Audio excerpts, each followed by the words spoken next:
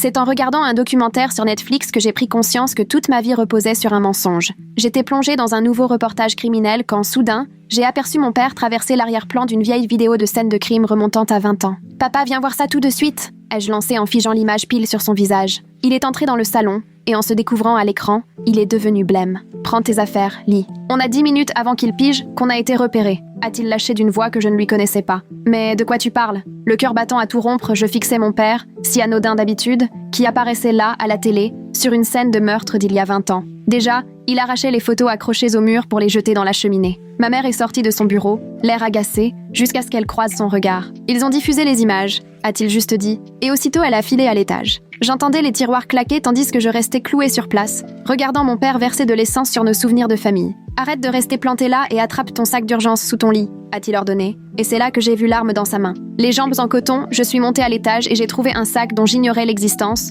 bourré de vêtements, de billets et d'un passeport avec ma photo, mais un autre nom, Madison Charleston. Il y avait aussi des clés de voiture inconnues et un vieux téléphone encore sous blister. Mes mains tremblaient, tellement que j'avais du mal à fermer le sac. « Je ne bouge pas d'ici tant que tu ne m'expliques pas ce qui se passe », ai-je balbutié, la voix brisée. Mon père a regardé sa montre puis ma mère, apparue dans l'embrasure avec 3 sacs de sport. « Ton vrai nom c'est Madison Charleston et on vit sous protection des témoins depuis tes 5 ans », a-t-il lancé, alors que les photos brûlèrent dans l'âtre. Les mots me paraissaient vides de sens. Mes larmes dans sa main, la terreur dans les yeux de ma mère, tout cela était bien réel, et ma vie me semblait tout à coup n'avoir été qu'un tissu de mensonges. « C'est pas possible !» ai-je soufflé, dos au mur. « On vit dans l'Ohio, tu bosses chez State Farm, et maman donne des cours de piano. » Mon père a eu un rire amer, presque éteint. « Je n'ai jamais bossé chez State Farm, et ta mère n'a pas touché un piano depuis qu'on s'est installé ici. Ce sont juste des histoires pour les voisins. » Ma mère bourrait des boîtes de munitions dans un sac, comme si tout cela était parfaitement banal. « Les élèves de piano qui viennent ici, ce sont des agents fédéraux qui prennent de nos nouvelles, »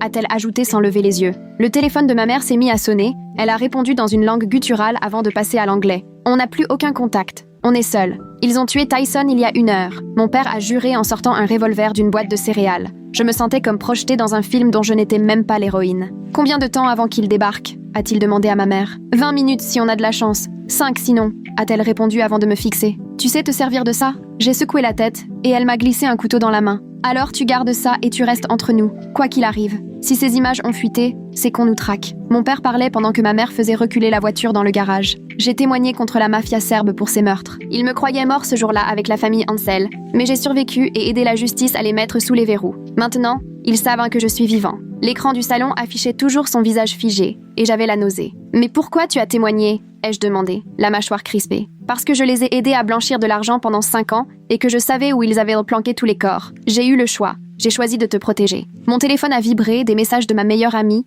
mais mon père l'a saisi, fracassé et jeté dans les flammes. J'ai vu partir en fumée les messages et toutes les photos de mon enfance inventées. Lee Lane était déjà morte et je devenais Madison Charleston, une inconnue à moi-même. « Est-ce qu'ils vont s'en prendre à mes amis ?» ai-je demandé, soudain effrayée pour tous ceux que je connaissais. « Ils ne veulent que nous », a assuré ma mère, mais elle n'avait pas l'air convaincue. On a sonné à la porte et mes parents ont tous les deux levé leurs armes. « Je sais que vous êtes là, Wade », a lancé un homme dont l'accent a fait resserrer le bras de ma mère autour du mien, jusqu'à m'en faire mal. « Netflix, c'est génial, non ? Mon neveu m'a appelé il y a 20 minutes à propos du documentaire. Il t'a reconnu tout de suite. Après, on a vérifié l'Instagram de ta fille. Tant de jolies photos géolocalisées. J'ai senti mon cœur se serrer, car j'avais justement posté une photo de notre perron la veille. Ma mère sortait un Glock de son sac, comme si c'était la routine. L'homme dehors a ri et a lancé quelque chose en serbe à son complice. « Sortez, et ça ira vite. Sinon, on brûle la maison avec vous dedans, comme on aurait dû le faire il y a 20 ans. » Mon mardi ordinaire virait au cauchemar. Je tremblais de tout mon corps. « Combien ?» a soufflé mon père à ma mère. Elle a écarté un store, levé 4 doigts, puis en a ajouté 2.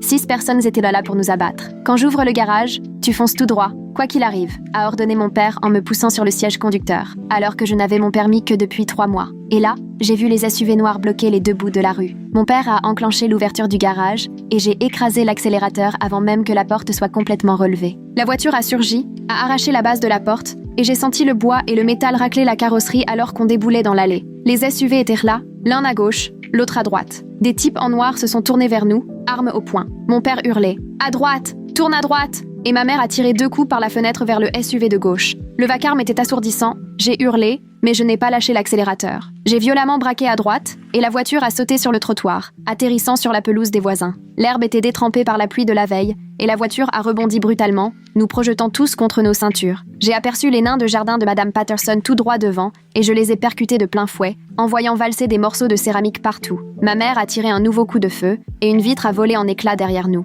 Mon père a désigné l'espace entre deux maisons, là où débutait la coulée verte, et j'ai foncé droit dessus même si une barrière blanche barrait le passage. Des balles ont frappé la lunette arrière qui a explosé, couvrant la banquette de minuscules éclats. Je criais, je pleurais, mais mes mains restaient crispées sur le volant, et mon pied appuyé à fond sur l'accélérateur. La voiture a pulvérisé la clôture, faisant voler des morceaux de bois partout, puis on a dévalé une pente raide en rebondissant jusqu'à la zone d'évacuation des eaux usées. L'atterrissage a été violent. Un bruit métallique atroce a raclé sous la voiture. Mon père a pointé du doigt l'entrée d'un tunnel en béton et j'y ai dirigé la voiture, glissant dans la boue. On a réussi à avancer d'une dizaine de mètres avant que la voiture ne s'immobilise, coincée sur quelque chose, les roues tournant dans le vide. Mon père a crié « Sortez! Courez !» J'ai attrapé mon sac d'urgence et ouvert la portière d'un geste. Le tunnel était plongé dans l'obscurité, ça puait les égouts et l'eau stagnante, et j'entendais des cris en serbe derrière nous. Ma mère m'a agrippé le bras et m'a tiré en avant dans le noir. On s'est mis à courir. Je serrais toujours le couteau qu'elle m'avait donné, tellement fort que mes doigts me faisaient mal. Au bout de quelques secondes à peine, j'avais déjà les poumons en feu,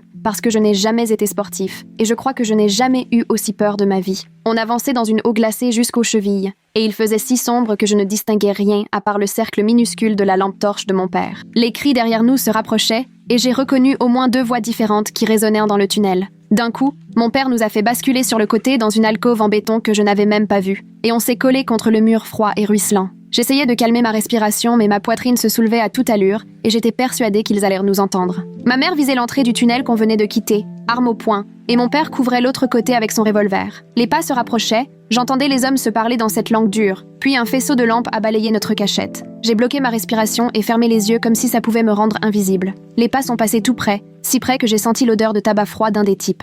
Les voix se sont éloignées dans le tunnel, et j'ai pu reprendre mon souffle, mais elles sont revenues. Les hommes sont repassés devant notre alcôve une seconde fois, et j'en ai entendu un dire quelque chose qui a fait éclater de rire les autres. Les bruits d'eau et les échos semblaient complètement brouiller leur repérage. Après ce qui m'a paru des heures, mais n'a duré qu'une dizaine de minutes, ils se sont enfin éloignés. Mon père a attendu encore 1 minute avant de nous faire signe d'avancer plus loin dans le réseau d'évacuation, dans le sens opposé à celui qu'avaient repris les poursuivants. On a marché une éternité dans le noir, prenant chaque embranchement selon les indications de mon père, avant de déboucher enfin par une sortie qui donnait dans le jardin de quelqu'un à 6 rues de chez nous. On s'est hissé dehors, couvert de boue et d'eau dégoûtante, et je tremblais tellement que j'avais du mal à rester debout. Ma mère a sorti le téléphone prépayé et a passé un coup de fil, cette fois en anglais. « On a besoin d'une extraction immédiate et notre contact est mort », a-t-elle dit. Puis elle a donné une adresse qui ne me disait rien. Quand elle a raccroché, elle a dit à mon père « Je vais chercher la voiture de secours au box. Je vous retrouve à la station-service sur Miller Road dans 20 minutes. » Mon père a voulu protester, mais elle filait déjà vers la rue. Lui et moi, on s'est planqués derrière une benne à ordures à la station-service fermée, accroupis dans l'ombre pendant qu'il vérifiait sa montre toutes les 30 secondes. C'était la première fois qu'on pouvait enfin respirer depuis que j'avais mis ce documentaire en pause. J'ai regardé mon père et j'ai compris qu'il n'avait rien du père banal que j'imaginais. Il savait fuir, se cacher, tirer. Cette partie-là de lui avait toujours été là, sous la surface. Ses mains étaient de stable sur son arme, et ses yeux scrutèrent la rue comme s'il avait fait ça toute sa vie. 20 minutes plus tard, ma mère est arrivée au volant d'une vieille Civic que je n'avais jamais vue, et on a sauté dedans avec nos sacs. Elle avait changé de vêtements et portait une casquette enfoncée sur la tête. Elle ne ressemblait plus du tout à la prof de piano qui faisait des cookies pour ses élèves la semaine d'avant. Pendant qu'on quittait le quartier, mon père a enfin commencé à tout raconter. Il a parlé des meurtres de la famille Ansel et expliqué comment il avait aidé la mafia serbe à blanchir de l'argent via des transactions immobilières pendant 5 ans. Il a avoué qu'il y avait des corps enterrés sur des chantiers un peu partout en ville et qu'il avait tenu des dossiers détaillés sur chaque opération et chaque meurtre dont il avait eu connaissance. Ces dossiers avaient servi à envoyer 15 personnes en prison après son témoignage. J'étais assis à l'arrière, réalisant que mon père était à la fois un criminel et la raison pour laquelle ces criminels étaient derrière les barreaux. Tout ce qu'il racontait n'avait rien à voir avec le père qui m'aidait à faire mes devoirs de maths ou m'accompagnait au foot. Je l'ai coupé. Mon post Instagram d'hier montre notre perron et j'avais activé la géolocalisation. Le silence qui a suivi dans la voiture a été plus angoissant que n'importe quelle dispute. J'ai vu les mains de ma mère se crisper sur le volant et mon père a fermé les yeux, comme si je venais de lui mettre un coup en plein ventre. Ma mère a jeté un regard au rétroviseur, pour la 3e fois en 2 minutes, la mâchoire serrée. « Il y a un SUV 3 voitures derrière. Il nous suit depuis 4 tournants », a-t-elle lâché. Mon père s'est retourné pour vérifier, mais elle l'a coupé net. Reste face à la route. Il ne faut pas qu'il voie qu'on les a repérés. J'ai senti mon cœur se serrer, alors que je croyais qu'on était enfin sortis d'affaire. D'un coup, Maman a tourné brusquement à droite et on a foncé sur le parking d'un centre commercial, si vite que les pneus ont crié sur l'asphalte. Elle a slalomé entre les voitures garées comme si c'était un jeu vidéo, coupant à travers les places vides et esquivant les lampadaires. Je me cramponnais à la poignée de la portière pendant que ma mère s'engageait dans un passage minuscule entre deux immeubles. La ruelle était à peine assez large pour la voiture, j'ai entendu le côté passager racler contre le mur. On a débouché sur une autre rue et ma mère a aussitôt écrasé l'accélérateur, les yeux constamment rivés au rétroviseur. Le SUV a tenté de nous suivre, mais il était bien trop large et s'est retrouvé coincé entre les bâtiments. J'ai jeté un regard en arrière. Il faisait péniblement marche arrière alors que la portière côté conducteur s'ouvrait déjà. On s'est retrouvés sur l'autoroute pour tomber directement dans un embouteillage monstre, des files de voitures pare-choc contre pare-choc, l'immobilité totale. Ma mère n'a pas hésité une seconde. Elle a braqué le volant pour filer sur la bande d'arrêt d'urgence, se glissant entre la barrière en béton et la file de voitures. J'ai entendu notre rétro heurter la barrière dans un craquement de plastique et de verre brisé qui m'a fait grincer des dents. En regardant dehors, j'ai vu des conducteurs furieux nous hurler dessus en passant. Puis, j'ai aperçu le SUV, 2 voies plus loin, bloqué dans le même bouchon qu'on venait de doubler. Au volant, un type, téléphone vissé à l'oreille, débitait des paroles à toute allure. Mon père a lâché. Ils préviennent leurs complices pour s'organiser. Il faut sortir de l'autoroute tout de suite. Ma mère a pris la première sortie, sans ralentir malgré les virages. La voiture a dangereusement incliné, mais les pneus ont tenu bon. Mon père, les mains tremblantes, a sorti un vieux téléphone prépayé pour appeler la ligne d'urgence des US Marshals et a soufflé une phrase qui ressemblait à un mot de passe, avec une telle assurance qu'on aurait dit qu'il l'avait apprise par cœur. Il a expliqué que notre famille, sous protection des témoins, avait été repérée, que l'agent Tyson était mort, qu'il fallait de l'aide sur le champ. Une voix de femme a répondu, lui a demandé son code d'identification. Il a énoncé une suite de chiffres et de lettres, alors que ma mère enchaînait les virages au hasard dans un lotissement. La femme s'est présentée, Marshal Norali. Elle a promis de rappeler dans 5 minutes après vérification. Quand le téléphone s'est éteint, mon père l'a fixé comme s'il allait pouvoir le faire sonner plus vite. Ma mère s'est arrêtée à une station-service. La voiture s'est enfin immobilisée et j'ai réalisé à quel point j'avais crispé la poignée de la porte. Ma mère m'a lancé un sweat à capuche, attrapé à l'arrière, puis une paire de lunettes de soleil, même si la nuit tombait. Elle m'a ordonné de tout mettre tout de suite et de garder la tête baissée. Mon père est sorti pour faire le plein, l'œil aux aguets, la main jamais loin de la ceinture où je savais qu'il cachait son arme. Une femme est passée devant notre voiture. Tout le corps de mon père s'est tendu, mais elle a rejoint sa propre voiture et est partie. J'ai compris à ce moment-là qu'on ne pouvait plus se permettre la moindre trace. Plus de cartes, plus de téléphone, plus de réseaux sociaux, plus rien qui laisse la moindre empreinte numérique. Nous étions coupés du monde. Le téléphone jetable a sonné, mon père a décroché avant la fin de la première sonnerie. Norali lui a donné une adresse, une bibliothèque dans la ville voisine, rendez-vous dans 40 minutes. Elle a insisté, changé de vitesse, de trajet, et si jamais il repérait une filature, annulé tout et l'a rappelé pour fixer un nouveau point de chute. Mon père a répété l'adresse 2 fois, puis l'a entré dans un vieux GPS récupéré dans la boîte à gants, surtout pas dans un smartphone. Maman a fini de payer en liquide à l'intérieur pendant qu'on scrutait, lui et moi, chaque voiture qui arrivait sur le parking.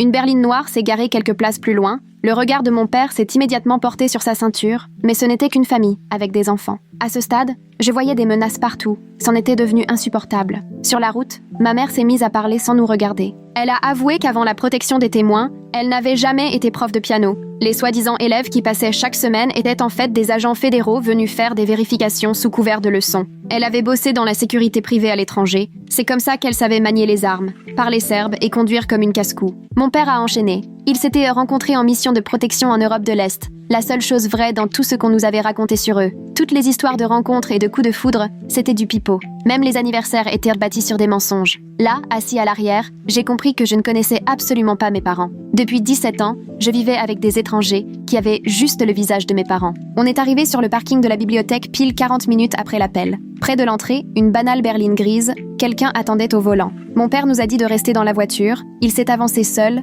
les mains bien en vue. Une femme noire, la quarantaine, tailleur beige, est sortie de la voiture. Elle avait tout d'une prof ou d'une cadre, rien à voir avec l'image d'un marshal américain. Elle a échangé quelques mots avec mon père. Il a répondu une liste de dates, de lieux, de noms. Elle a hoché la tête et nous a fait signe d'approcher. De près, j'ai vu qu'elle avait des mèches grises dans les cheveux, le visage marqué par la fatigue. Elle s'est présentée, Marshal Norali, a serré la main de ma mère, puis s'est tournée vers moi. « Je suppose que tu es Madison. » Entendre mon vrai prénom prononcé ainsi par une inconnue m'a donné le vertige. Nora nous a expliqué que l'agent Tyson avait été retrouvé abattu dans son appartement 3 heures plus tôt, 2 balles dans la tête. Exécution. Selon elle, c'était le travail de professionnel. La scène était impeccable. Elle a ajouté que quelqu'un, à l'intérieur de la société de production du documentaire, avait fait fuiter des informations sur les images avant la diffusion, donnant à la mafia le temps de se préparer et d'organiser l'attaque contre notre maison. Elle expliqua que les marshals menaient l'enquête sur la fuite, mais qu'à cet instant, Sa seule préoccupation était de nous garder en vie. Il fallait la suivre jusqu'à une planque provisoire, le temps de décider de la suite des événements.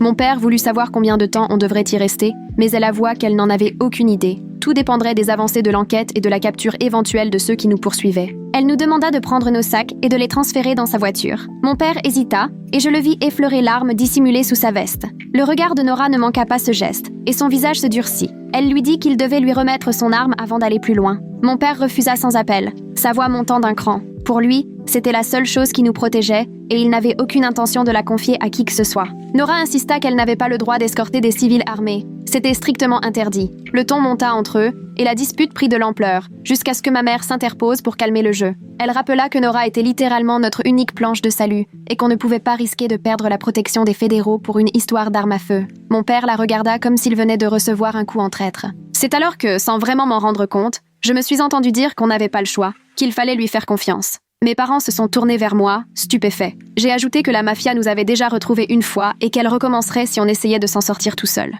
Avec Nora, au moins, on avait un peu de soutien, des infos, un plan. Mon père s'est finalement résigné, les épaules basses, et a sorti lentement son arme pour la tendre à Nora, crosse en avant. Elle l'a refermée immédiatement dans un coffre sécurisé, à l'arrière de la voiture. La planque s'est révélée être une chambre de motel à l'odeur tenace de cigarettes froides et de désinfectants. Des barreaux aux fenêtres, vue imprenable sur une benne à ordures et un mur de briques. Nora nous a expliqué les règles pendant qu'on restait plantés dans l'embrasure de la porte. Sac à la main, interdiction formelle d'utiliser nos téléphones, de contacter qui que ce soit ou de sortir sans son autorisation. Elle logerait juste à côté, porte entrouverte, et en cas de besoin, il fallait simplement frapper à la porte communicante, sans jamais franchir le seuil. Elle s'est assurée qu'on avait bien compris, et on a tous acquiescé. Mon père demanda comment on ferait pour manger. Elle répondit qu'elle commanderait à manger, mais qu'il faudrait s'éloigner des fenêtres au moment de la livraison. Elle confia à ma mère un téléphone jetable, avec seulement son numéro enregistré. Puis, elle a rejoint la chambre voisine, et j'ai entendu le bruit sec du verrou. Je me suis mis à observer la pièce. Mobilier défraîchi, moquette tachée,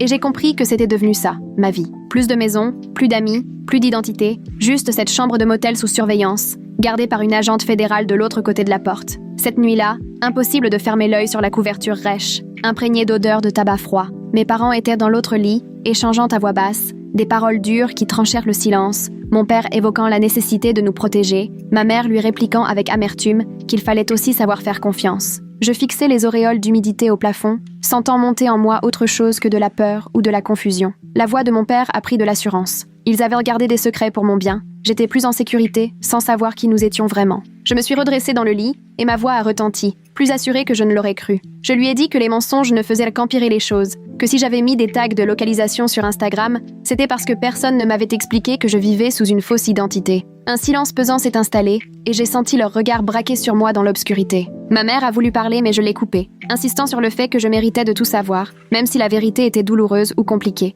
J'ai avoué que, sans le vouloir, c'était moi qui avais attiré des tueurs jusqu'à notre maison, et que je voulais désormais pouvoir décider en connaissance de cause, au lieu d'être traité comme un enfant incapable d'affronter la réalité. Mon père s'est redressé à son tour, sa silhouette se découpant dans la lumière blafarde des barreaux. Ma mère a posé la main sur son bras, et un échange muet est passé entre eux. Ils ont fini par hocher la tête tous les deux, et mon père a promis qu'à partir de maintenant, ils seraient honnêtes avec moi, qu'ils me devaient au moins ça après tout ce qu'on avait traversé. Ma mère a juré qu'il n'y aurait plus de secret, sa voix se brisant légèrement en parlant. Vers minuit, un bruit venu de la chambre voisine m'a réveillée, puis Nora a frappé doucement à notre porte. Mon père a bondi du lit, cherchant instinctivement l'endroit où se trouvait son arme, et Nora est entrée avec l'un de nos sacs dans une main et un petit appareil dans l'autre. Elle nous a annoncé qu'il fallait partir immédiatement, parce qu'elle venait de trouver un traceur GPS cousu dans la doublure du sac. Quelqu'un nous suivait à la trace depuis le début. Mon estomac s'est noué et, sans réfléchir, j'enfilais déjà mes chaussures. On a rassemblé ce qu'on pouvait emporter et laissé le sac piégé sur le lit du motel, en se demandant depuis quand nos poursuivants savaient exactement où nous étions.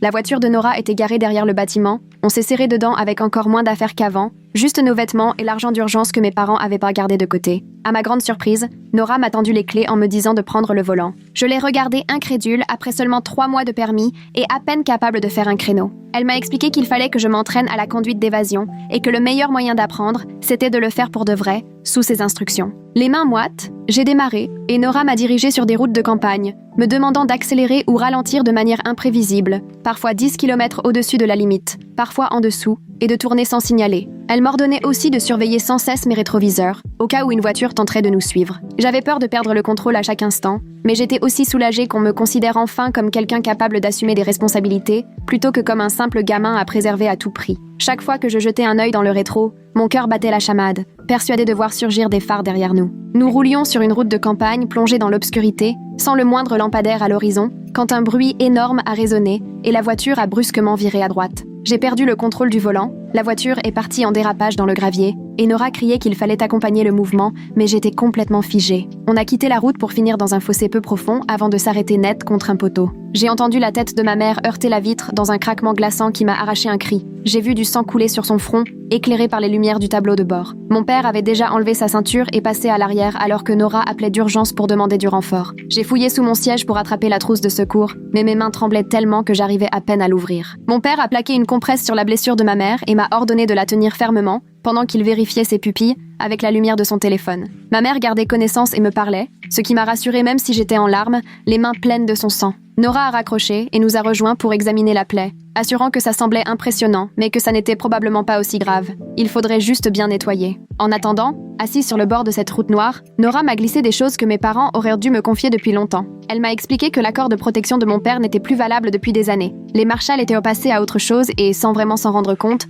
on se retrouvait seuls depuis longtemps, jusqu'à ce que le documentaire ne relance tout. Elle a expliqué à mon père que s'il collaborait à présent avec l'enquête sur le meurtre de Handler Tyson et la fuite du documentaire, il était possible de négocier une nouvelle protection. Mais il faudrait répondre de ses actes passés et peut-être comparaître à nouveau devant un tribunal. Mon père a acquiescé, affirmant que notre sécurité comptait plus que tout, même plus que la prison. J'appuyais toujours la compresse sur la blessure de ma mère, sentant la gaze s'imbiber de sang sous mes doigts. J'ai demandé à Nora ce que ça signifiait, au quotidien, de vivre à jamais sous protection des témoins, parce que j'avais besoin de savoir à quoi je devais renoncer. Elle n'a rien minimisé. Il faudrait changer d'identité pour toujours, couper tout contact avec notre ancienne vie, amis, famille, connaissances, tout le monde. Elle disait qu'on vivrait constamment sur le qui-vive, incapable de faire confiance à quiconque, avec un fond de paranoïa qui ne nous quitterait plus. Certaines familles s'en tiraient, finissaient par reconstruire quelque chose d'à peu près normal, mais d'autres craquaient sous la pression, se séparaient ou se brouillaient parce que c'était trop lourd à porter. La réussite dépendait, selon elle, de la capacité de chacun à respecter les règles à la lettre sans jamais faiblir. J'ai pensé à mon amie, à l'idée de ne jamais la revoir,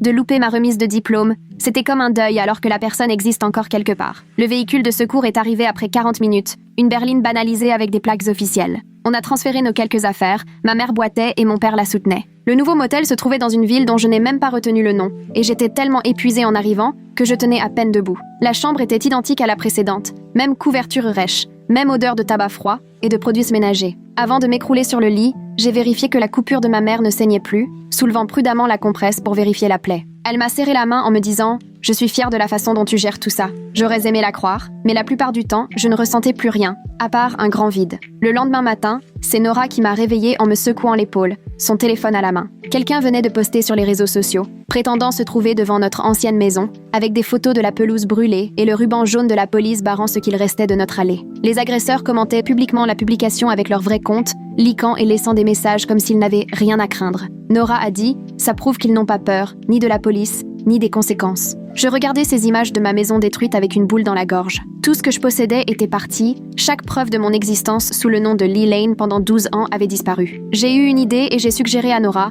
on pourrait peut-être remonter la piste du documentaire pour savoir qui a fait fuiter les infos au départ. Elle m'a lancé un regard plein de respect et a dit « C'est exactement ce qu'il nous faut, quelqu'un qui réfléchit de façon stratégique ». Elle a précisé que les marshals enquêtèrent déjà sur la fuite, mais que notre point de vue de famille pourrait permettre de faire des liens qui leur échappaient. Elle a téléphoné à son supérieur et a obtenu qu'on m'autorise à contacter la société de production, à condition d'être encadrée. Il faudrait que je reste prudent et ne pose que des questions sur la chaîne de transmission des images, mais au moins, je pouvais enfin agir, pas seulement me cacher. Nora m'a tendu un téléphone flambant neuf, le numéro de la société de production affiché à l'écran. J'ai pris une grande inspiration et j'ai composé. Au bout de 3 sonneries, une femme a décroché d'un « allô » fatigué. J'ai eu du mal à expliquer qui j'étais et pourquoi j'appelais. Un long silence, puis sa voix s'est brisée. Je suis vraiment désolée. Jamais je n'aurais cru que le documentaire pourrait mettre qui que ce soit en danger. Gemma s'est mise à parler très vite, expliquant que les images de la scène de crime provenant des archives de la police passaient par leur processus habituel de floutage des visages avant diffusion, mais que quelqu'un avait eu accès à la version originale,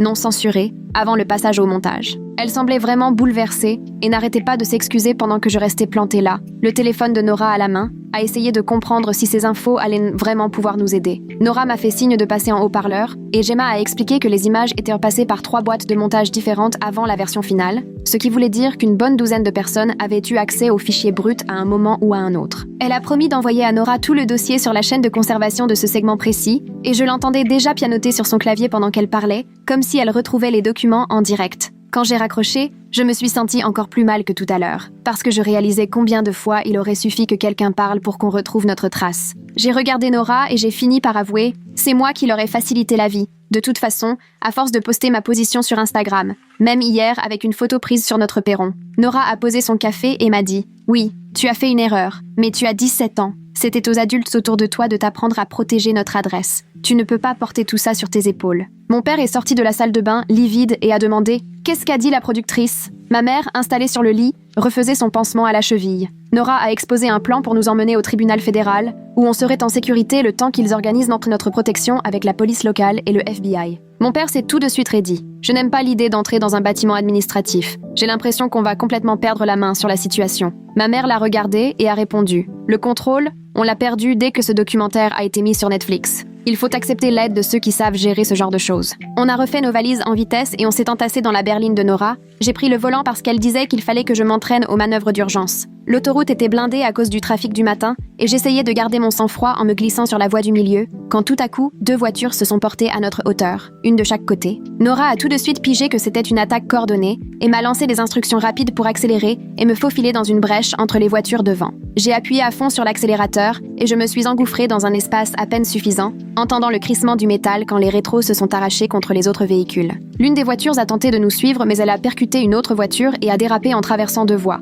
tandis que Nora était déjà à la radio à demander une intervention immédiate de la police à notre position. L'autre voiture restait juste derrière nous et Nora m'a ordonné « Prends la prochaine sortie vers la zone de travaux. Les voies étroites et les barrières vont les gêner. » J'ai pris la sortie à près de 100 à l'heure, j'ai failli perdre le contrôle sur le gravier, la voiture a chassé, mais j'ai réussi à la rattraper et à continuer. On zigzaguait entre les engins orange et les blocs de béton quand j'ai entendu des coups de feu qui touchaient l'arrière de la voiture. Nora a baissé la vitre et a répliqué en criant « Continue, lâche rien ». Et moi, je pleurais, je conduisais et je priais à la fois, parce que là, c'était du concret. Je pouvais y passer à tout moment. Ma mère, sur la banquette arrière, la main sur son arme, couvrait l'autre côté, et mon père essayait de recharger son pistolet malgré ses mains qui tremblaient. J'ai aperçu une ouverture vers un lotissement en construction, et j'y ai foncé sans réfléchir, la voiture rebondissant sur les chemins de terre entre les charpentes en bois encore à nu. Les poursuivants ont tenté de suivre, mais leurs pneus se sont enlisés dans la boue, et ils se sont retrouvés bloqués à une 50aine de mètres derrière. Nora a crié « On laisse la voiture, sortez !» On a freiné sec, tous sauté dehors et couru vers la maison inachevée la plus proche. La cheville de ma mère a lâché alors qu'on passait par la fenêtre et elle est tombée lourdement en poussant un cri qui m'a glacé le sang. Mon père et moi l'avons attrapée sous les bras pour la traîner dans une future salle de bain. Juste l'ossature en bois, pas de mur, rien. Nora s'est postée à l'entrée, arme à la main, téléphone prêt à appeler du renfort, et j'entendais les types gueuler entre eux quelque part dans le lotissement. Les voix se rapprochaient, les bruits de bottes écrasaient les gravats tout près. Ma mère haletait à côté de moi, mon père braquait son arme vers l'ouverture pendant que Nora sortait le téléphone. Elle a parlé doucement, donné une adresse que je ne connaissais pas, annoncé son numéro de badge, puis elle s'est tournée vers nous avec un regard grave. « S'il tire, vous restez plaqués au sol, quoi qu'il arrive », a-t-elle dit, et j'ai hoché la tête alors que je tremblais de tous mes membres. Les pas se rapprochèrent de 2 côtés à la fois. Je me suis serrée contre l'ossature en bois, essayant presque de disparaître. Quelqu'un a crié en serbe depuis le bâtiment voisin, une autre voix a répondu juste derrière. Nora s'est déplacée, a levé son arme vers la porte, doigt posé sur la crosse, pas encore sur la détente. J'entendais mon cœur battre à tout rompre, la poignée du couteau glissait dans ma main moite. Les types vérifiaient chaque baraque méthodiquement. Il ne nous restait plus beaucoup de temps avant qu'ils arrivent à la nôtre. Une ombre a glissé devant la fenêtre. Ma mère m'a agrippé le bras pour m'empêcher de bouger. Des bottes ont claqué à l'intérieur et Nora a tiré 2 coups vers le plafond ouvert, si fort que mes oreilles ont vrillé. Les assaillants ont crié, répliqué à leur tour, mais les balles se perdèrent dans le bois et le béton. Les bruits résonnaient dans tout le bâtiment vide. On ne savait plus d'où ça venait. Nora a tiré encore vers la porte. J'ai entendu quelqu'un jurer en serbe et d'étaler. Puis des sirènes de police ont retenti, de plus en plus proches, et tout à coup les types se sont mis à fuir au lieu d'avancer vers nous. Des portières ont claqué, des moteurs ont rugi, des pneus ont patiné dans la boue, et en quelques secondes, j'ai entendu d'autres voitures arriver, gyrophares allumés et sirènes hurlantes. Nora nous a dit de ne pas bouger pendant qu'elle allait voir ce qui se passait, puis elle s'est placée à la fenêtre, son badge bien en vue. Les policiers se déployèrent sur le chantier en formation, et j'ai aperçu un agent qui plaquait au sol un homme pas assez rapide pour s'enfuir. L'homme s'est retrouvé la tête dans la terre, et 3 policiers l'ont aussitôt encerclé et menotté. Un immense soulagement m'a envahi, au point que mes jambes m'ont lâché et que je me suis laissé glisser contre le mur, tout tremblant. Ma mère m'a serré fort dans ses bras, mon père a enfin baissé son arme et nous sommes restés là, assis dans cette salle de bain poussiéreuse qui n'en était même pas vraiment une, pendant que les policiers sécurisaient les lieux à l'extérieur. Une vingtaine de minutes plus tard, un inspecteur en costume est arrivé. Il nous a séparés pour les auditions. Il s'est présenté sous le nom d'inspecteur Carpenter, et rien qu'à voir sa tête, on comprenait qu'il n'était pas ravi que des histoires de témoins fédéraux viennent compliquer sa journée. Il m'a demandé de tout lui raconter en détail, depuis le documentaire jusqu'à maintenant, et à ses questions, je sentais bien qu'il soupçonnait qu'on ne lui disait pas tout sur notre statut de victime. Quand je lui ai expliqué que mon père avait témoigné il y a 20 ans, Carpenter a voulu savoir précisément quels crimes il avait commis avant de parler. J'ai mentionné le blanchiment d'argent et l'aide à dissimuler des corps, et j'ai vu son visage se fermer. Il a demandé si on cachait encore quelque chose et si on avait la moindre idée du nombre de personnes susceptibles de vouloir notre peau. J'ai répondu que je n'en savais rien, et c'était la stricte vérité, parce qu'il y a à peine 2 jours, je croyais encore que mon père vendait des assurances. Nora est alors entrée dans la salle d'interrogatoire pour prendre notre défense. Elle a sorti son téléphone et montré à Carpenter toute la chaîne de preuves, lui expliquant le meurtre de Handler Tyson, notre fuite après la diffusion du documentaire et les attaques coordonnées de la journée, histoire que tout soit clair. L'inspecteur Carpenter a étudié les informations, le visage fermé, mais il a fini par accepter de nous aider. Il a annoncé qu'il nous placerait dans une salle de rétention du tribunal, le temps que les marshals fédéraux décident de la suite. Et même s'il ne nous faisait pas encore totalement confiance, au moins il voulait bien nous aider à rester en vie. On nous a conduits au tribunal dans des véhicules séparés, puis installés dans une petite pièce avec une table et des chaises qui auraient très bien pu servir de décor à une série policière. Nora s'est assise en face de nous et a expliqué qu'elle avait une idée pour utiliser le téléphone portable de l'assaillant arrêté et envoyer un message susceptible d'attirer les autres. Mon père n'a pas hésité, il a dit que c'était beaucoup trop dangereux et qu'on ferait mieux de se concentrer sur notre relocalisation. J'ai pris la parole, un peu surpris moi-même, pour dire qu'on était déjà au maximum du risque, alors autant essayer de reprendre la main. Nora m'a lancé un regard approbateur et mon père s'est passé les mains sur le visage, visiblement à bout. J'ai fait remarquer que la fuite ne nous avait pas vraiment réussi jusque-là et qu'il serait peut-être temps de passer à l'action au lieu de réagir en permanence. Ma mère était d'accord et, finalement, mon père a fini par céder. Nora s'est alors lancée dans l'explication de son plan et je me suis aussitôt proposée pour transmettre le message.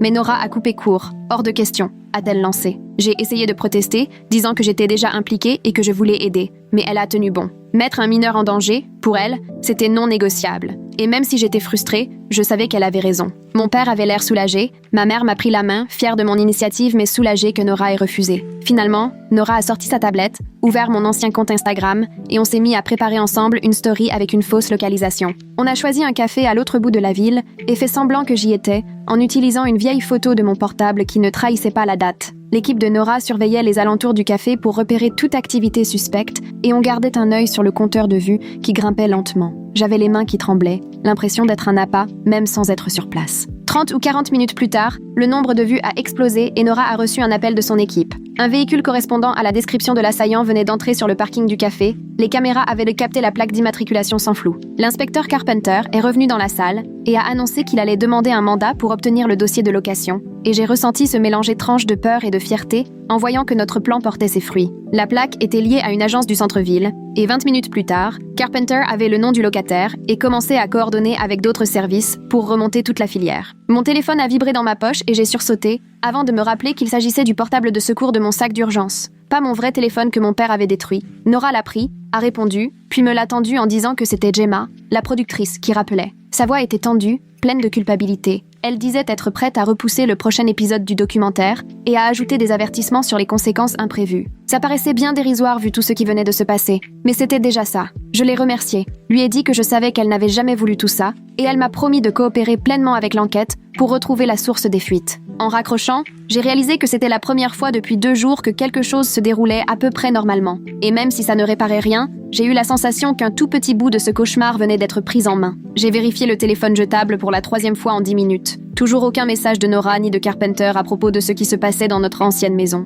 Ma mère est assise en face de moi à la table du motel, les mains croisées, et je vois bien qu'elle fait ce truc où elle compte ses respirations pour garder son calme. Le téléphone vibre enfin, je manque de le faire tomber en me jetant dessus, mais ce n'est qu'un texto de Nora. Elle reçoit des nouvelles des pompiers. Mon père fait les 100 pas entre la fenêtre et la porte, lançant des coups d'œil nerveux au parking toutes les 30 secondes, comme s'il s'attendait à voir surgir quelqu'un à tout moment. L'odeur de tabac froid et de produits ménagers imprègne la chambre, et je ne peux pas m'empêcher de penser à ma propre chambre, chez nous, avec ses posters accrochés au mur et ma collection de billets de concert collés au-dessus du bureau. Mon téléphone vibre à nouveau, Et cette fois, c'est du sérieux. L'inspecteur Carpenter nous envoie des photos sur une appli cryptée que Nora avait prise soin d'installer. La première image montre notre rue barrée, envahie de camions de pompiers et de voitures de police, et la deuxième me retourne l'estomac. Notre maison n'est plus qu'une carcasse calcinée, le toit effondré, une épaisse fumée noire s'échappant encore de ce qui était autrefois le garage. Je tends le téléphone à ma mère, qui fait défiler les photos, le visage figé, avant de le passer à mon père. Lui reste longtemps à fixer l'écran sans prononcer un mot. Tout ce que je possédais, à part ce qu'il y a dans ce sac d'urgence, est parti en fumée. Les albums photos que mes parents n'avaient pas brûlés eux-mêmes,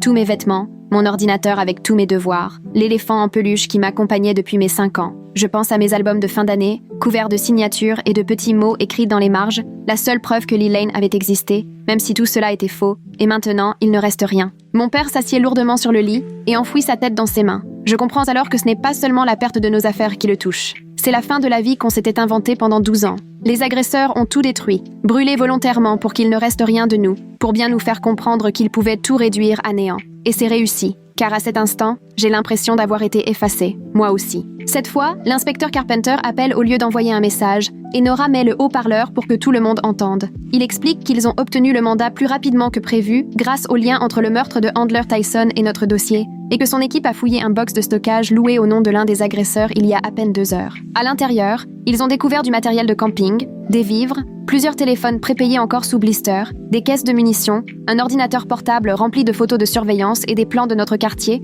où notre maison est encerclée en rouge. D'après lui, ils étaient prêts à surveiller les lieux pendant des semaines s'il le fallait, guettant le bon moment pour passer à l'action, et ils avaient même préparé des plans de repli en serbe, que leur traducteur est en train d'analyser. L'historique du portable montre qu'ils suivaient mon compte Instagram depuis 1 mois, capturaient chacune de mes publications, notaient tous les lieux mentionnés. Ils avaient même imprimé une photo de notre famille, reprise d'un post fait au restaurant il y a 3 semaines, sur laquelle quelqu'un a tracé des croix rouges sur le visage de mes parents. La voix de l'inspecteur se fait plus grave quand il parle d'un carnet bourré de détails sur notre quotidien, l'heure à laquelle mon père quittait la maison pour son soi-disant travail chez State Farm, l'arrivée des faux élèves de piano de ma mère, l'heure à laquelle je rentrais du lycée. Ils savaient tout parce que je postais tout, et voir à quel point ils étaient organisés pour nous éliminer me donne envie de vomir. Ma mère serre ma main en voyant mon air bouleversé, et ça me fait du bien, mais je réalise aussi que tout ça, c'est en grande partie ma faute, peu importe ce que Nora a pu dire sur la sécurité. Les données récupérées sur le portable ont mené à des relevés téléphoniques que l'équipe de l'inspecteur Carpenter a reliés à 3 autres complices. 2 d'entre eux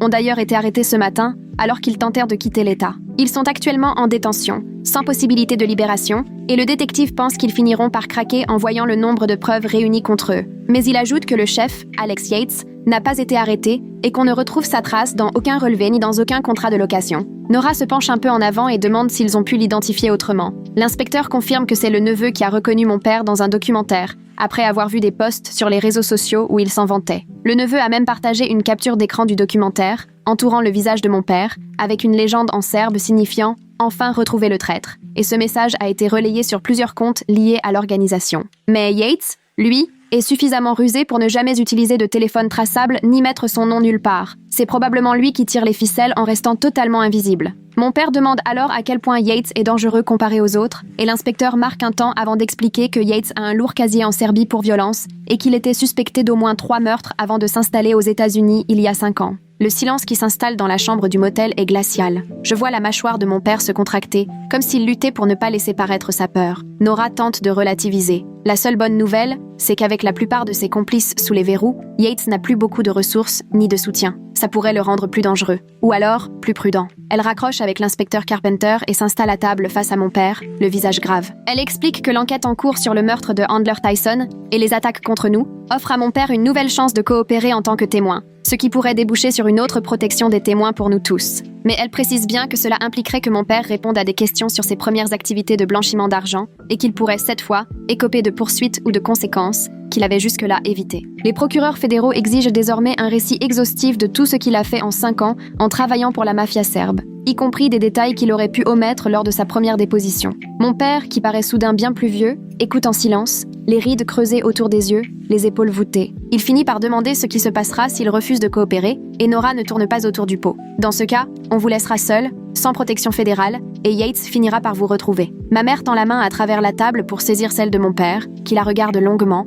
puis acquiesce enfin. Il annonce à Nora qu'il est prêt à tout pour nous protéger, même si cela doit le conduire à répondre devant la justice pour des faits remontant à 20 ans. En le voyant accepter, je ressens un curieux mélange de fierté et de tristesse. Nora sort alors une liasse de documents et explique la marche à suivre. Mon père signe pendant que je reste assise sur le lit, peinant à réaliser qu'il collabore officiellement à une enquête fédérale sur ses propres actes. Le lendemain matin, Nora revient accompagnée de l'inspecteur Carpenter et tous deux nous exposent un plan qui me serre l'estomac, rien qu'à l'écouter. Ils surveillent les communications entre les complices déjà arrêtés et ont intercepté des messages montrant que Yates tente de faire passer des messages par des intermédiaires, cherchant à négocier, à menacer ou à obtenir des informations. L'inspecteur Carpenter pense qu'ils peuvent se servir de cette tentative pour organiser une rencontre sous contrôle dans un lieu public, la gare routière du centre-ville, très fréquentée et bardée de caméras. L'idée est de faire de mon père un appât, bien en vue, pendant que les équipes de Nora et de Carpenter encerclent les lieux, prêtes à intervenir dès que Yates apparaîtra pour l'arrêter sans ménagement. Mon père tique, fait remarquer que cela revient à le transformer en cible, mais Nora lui rétorque qu'il l'est déjà, et qu'au moins, ainsi, il garde la main sur la situation. Carpenter ajoute qu'ils ont étudié la configuration des lieux dans les moindres détails, positionné des agents à toutes les sorties, prévu des tireurs d'élite sur les toits voisins au cas où les choses tourneraient mal. Ma mère s'inquiète de ce qu'il adviendra si Yates ne vient pas lui-même ou envoie un complice à sa place. Nora admet que c'est possible, mais précise que tout porte à croire que Yates voudra régler ça en personne. Je les écoute parler de cette opération. J'ai du mal à supporter l'idée qu'ils mettent délibérément mon père en danger pour piéger celui qui souhaite sa mort. Et même si je comprends la logique, j'ai le sentiment que c'est profondément injuste. Mon père finit par donner son accord, à condition que Nora lui promette que ma mère et moi resterons en sécurité dans un endroit sûr pendant toute l'opération, ce qu'elle garantit. Nous serons installés dans un fourgon de surveillance, protégés par des agents armés. Le jour venu, j'ai à peine dormi, obsédée par tout ce qui pourrait mal tourner. On vient nous chercher à 4 heures du matin, il fait encore nuit noire, et on nous conduit à 3 pâtés de maison de la gare, où le fourgon est stationné. À l'intérieur, une douzaine d'écrans retransmettent en direct les images de toutes les caméras couvrant la gare. 2 techniciens s'affairent à régler les angles et à vérifier l'audio.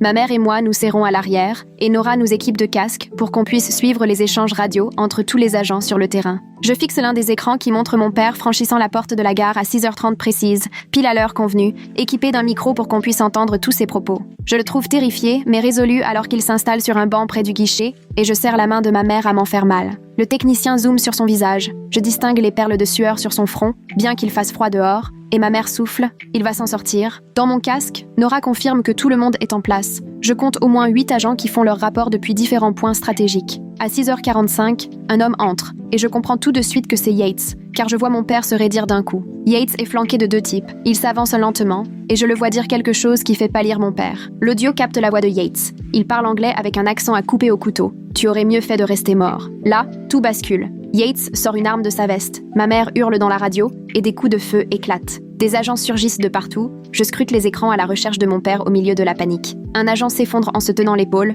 du sang coule sur le sol, et je vois mon père se coucher, les mains sur la tête comme on le lui a appris. Les 2 hommes qui accompagnaient Yates sont aussitôt maîtrisés par les agents, mais Yates parvient à s'éclipser, fonce à travers la foule paniquée. D'autres coups de feu retentissent, les gens crient, courent dans tous les sens, les caméras s'agitent pour tenter de ne pas perdre sa trace dans le chaos. Il disparaît dans un couloir de service, 2 agents s'élancent à sa poursuite mais ressortent bredouilles 30 secondes plus tard. Nora jure, attrape sa radio et demande des comptes rendus à toutes les équipes. Les réponses tombent, Yates s'est volatilisé. Sur place, c'est la cohue. Des agents partout, des ambulanciers qui prennent en charge l'agent blessé, la police interroge les voyageurs. Mon père est menotté puis conduit vers une voiture banalisée. Nora précise dans le casque qu'il est transféré en garde à vue fédérale, à la fois pour le protéger et l'interroger. Je l'aperçois par la vitre du fourgon alors qu'on l'installe dans la voiture, et même si je sais que c'est pour son bien, j'ai l'impression de le perdre une fois de plus. Ma mère pleure doucement, je passe un bras autour de ses épaules, et nous restons là, yeux rivés sur les écrans, à regarder la gare se vider tandis que la situation reprend peu à peu son cours. L'agent blessé est conscient,